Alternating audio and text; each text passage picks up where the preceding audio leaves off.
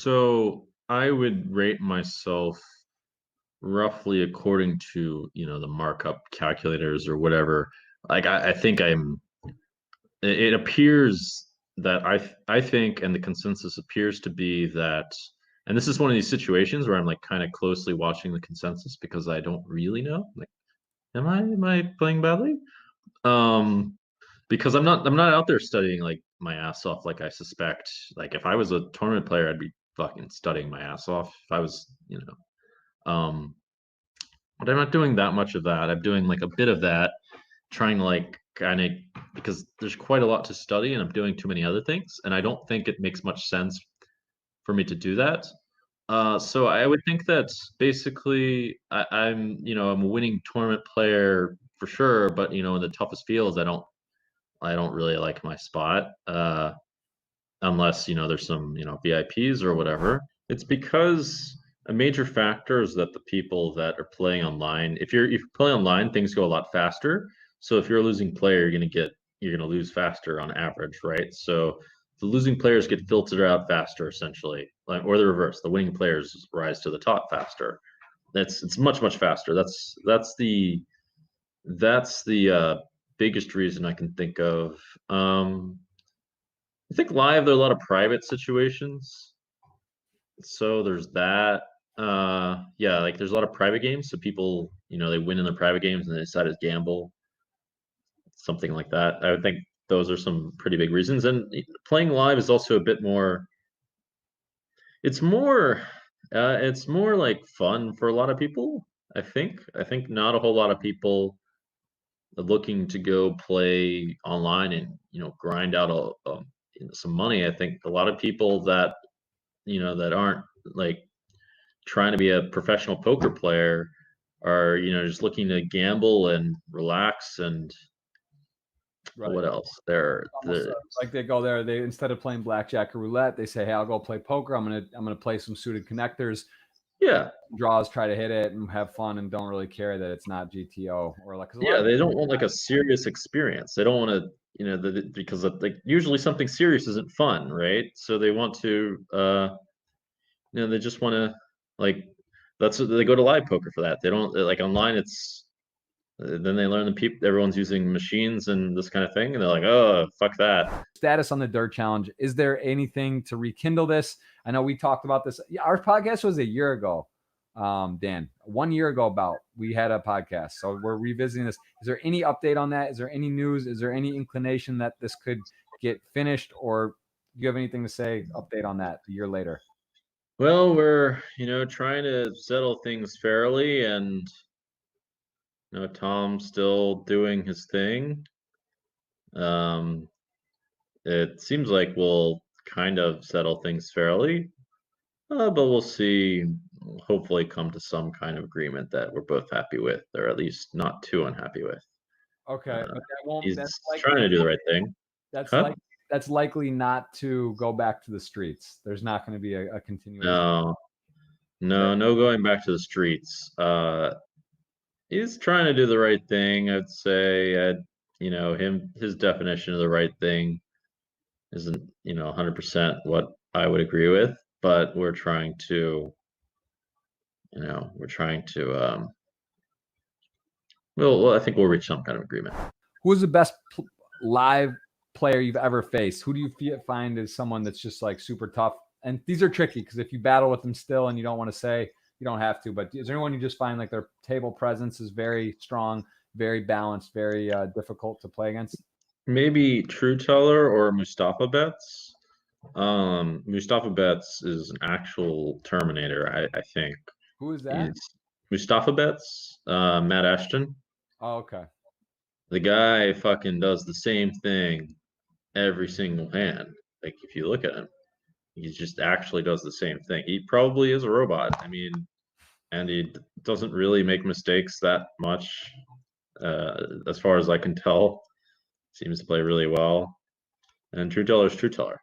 Well, I think the first thing is to look at like every little decision that you make, which can be quite a pain in the ass for some people. And see if just like see if they are good decisions. Just keep checking them.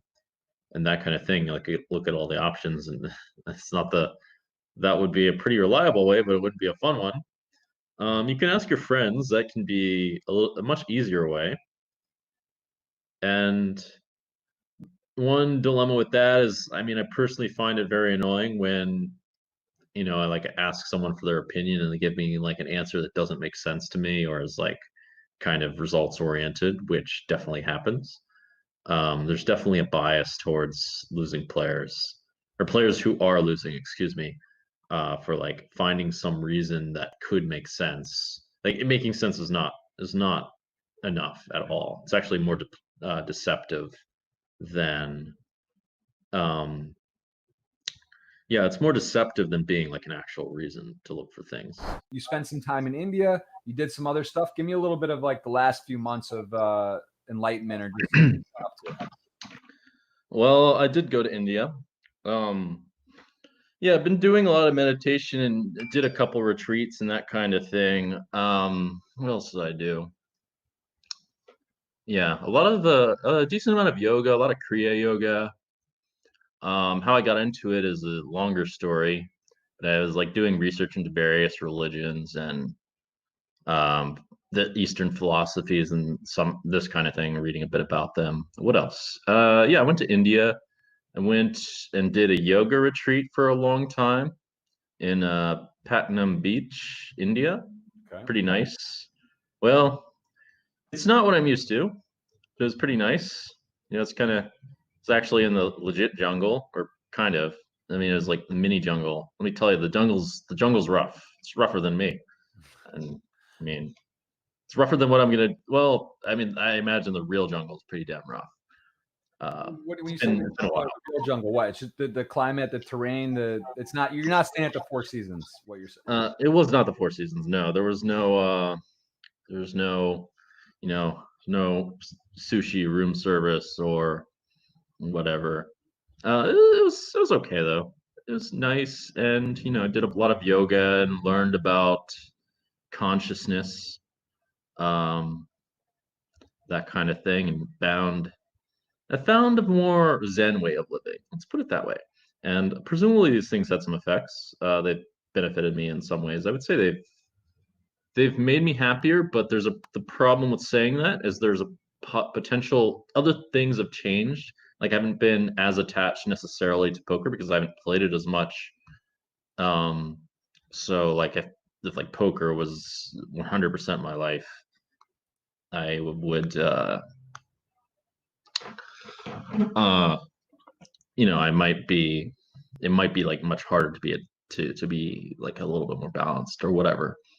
Yeah, and on my spiritual journey, that was the first place I went to. I went to New Delhi, saw a bunch of things there, saw a bunch of temples, met some people met some poker players actually in Goa.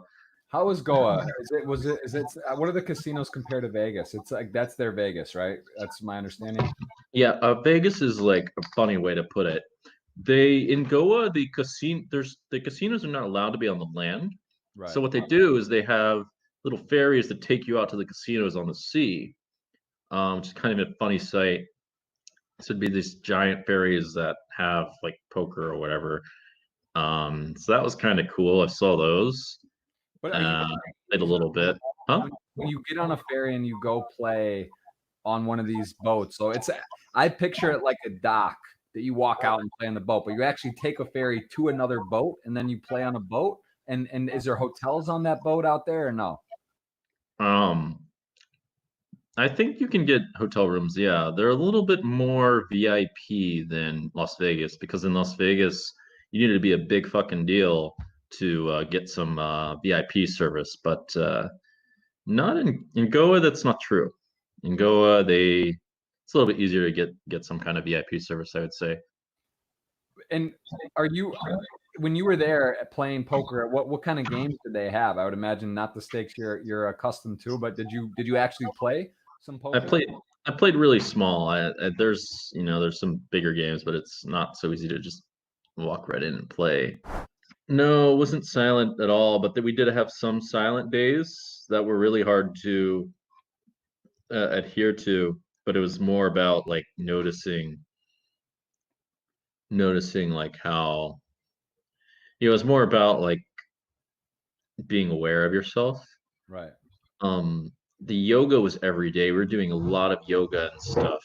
Uh, the days we did something like 4 hours of yoga a day, and then we did like some more meditation or something like that. Maybe Okay. even more. There was some stuff that was kind of in between. Part of it was a learning part.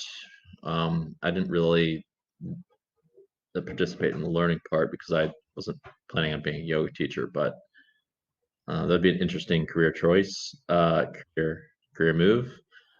I'm not that crazy, Yeah, that's but yeah, it's somewhat understandable in some ways, I guess, for the right person.